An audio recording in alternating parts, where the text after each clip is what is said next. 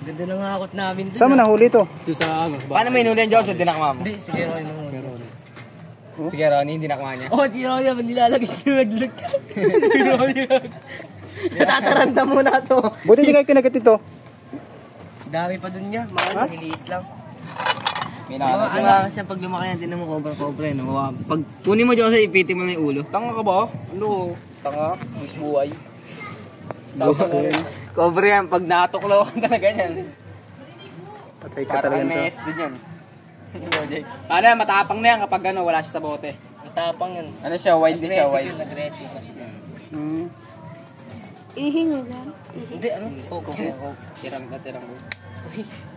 Wala kang paglalagyan ka. Tumama pala kayo doon. Dami nyo dun ah. Apat eh. Ayun, no? Sa kit-kit lang yung dalawa. Ano, alagaan mo to? Laga namin. Hindi, gano'n ako sa Bibento sa page shop yan. Yeah, interviewin mo yan. Ito Paano nahuli? Paano mo nahuli? Ayan, munti ka na silang matuklaw nung ahas, oh. Cobra. Oh, alagaan nyo na. Dala mo sa soup. Oo, papalaki nga, bebente. Oo. Madami ko yan. Sige.